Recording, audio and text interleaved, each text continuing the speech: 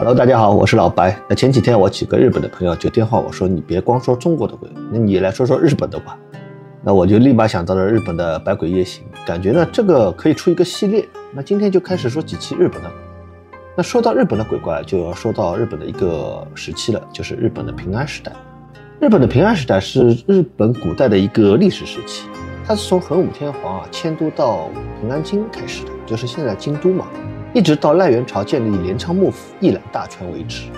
那这个时代是公元794年到1184年，就相当于中国的唐末、五代和北宋这个时期。之前就是日本的奈良时代，相当于呢中国的唐朝的中期。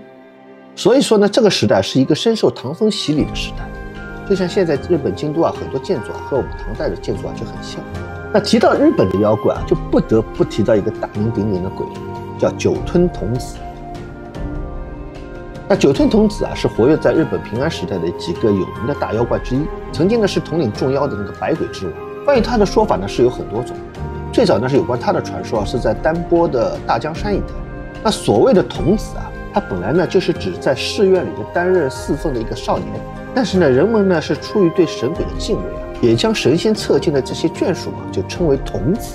而根据小说《御家草子》中描述酒吞童子呢，原先是越后泽山氏中的一个侍奉的一个少年，因为他的容貌就过于俊美就像我们现在说的美男子很英俊很帅的。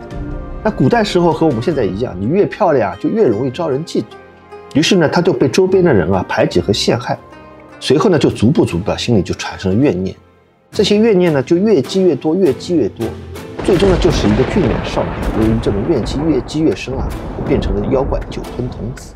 那变身后的酒吞童子呢，他拥有非常强硕的身体，他身高呢有2丈，2丈的相当于现在的要6.6米，虎背熊腰的，而且呢他非常喜欢喝血喝酒，他的脸呢是血红，头呢是秃的，上面呢有几撮凌乱的短发，头上呢还长了5个犄角，并号称呢他有15个眼睛，喜欢穿带格子花纹的这些外衣，腰间呢就系着野兽的皮。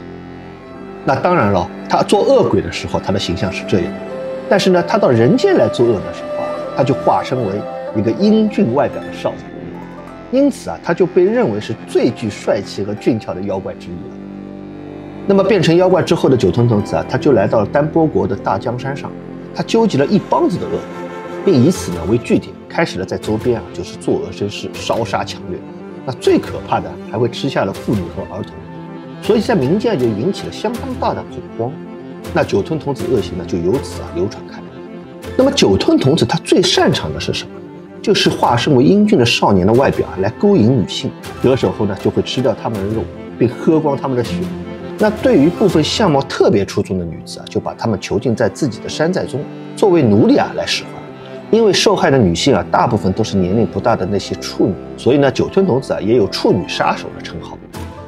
大江山它距离京都的路程它不算很远，同时呢也是进出京都的一个必经之路。那任何人行走在这种有酒吞童子这样带了一帮妖怪独霸一方的这种群山峻岭当中都是很难全身而退的，因为是妖怪嘛，没有人能够制服他们。所以呢酒吞童子的势力及其所为就变得更加猖獗，并从府地的周围的荒郊就开始慢慢的渗透到京都城中，渐渐的引起了皇室和天皇的注意。那么你们说酒吞童子那么有名，他是怎么死的呢？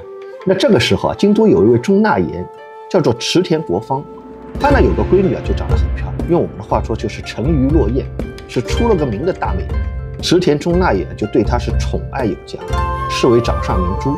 但是呢在一个月黑风高的夜晚，这位千金就突然之间失踪了。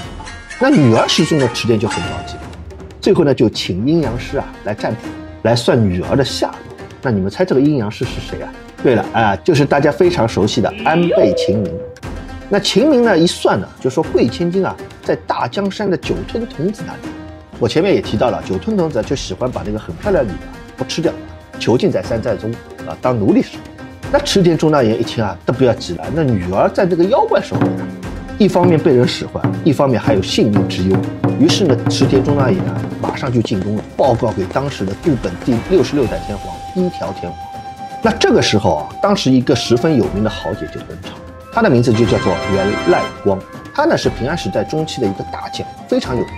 刚才我说了，因为九吞童子在民间的作恶已经慢慢的传到天皇的耳朵里了，于是呢，一条天皇就命令袁赖光去征讨九吞童子。那得到命令之后的袁赖光就带了4个家臣嘛，后来也叫做赖光四天王，一个叫渡边刚、坂田金时、浦部季武和追井增光。此外呢，还有一个叫藤原宝昌的，一共6个人，就出发呢去捉妖怪去了。他们在出发之前呢，去了清水八幡、筑吉和熊野的3处神社去拜拜，去请求神的保护。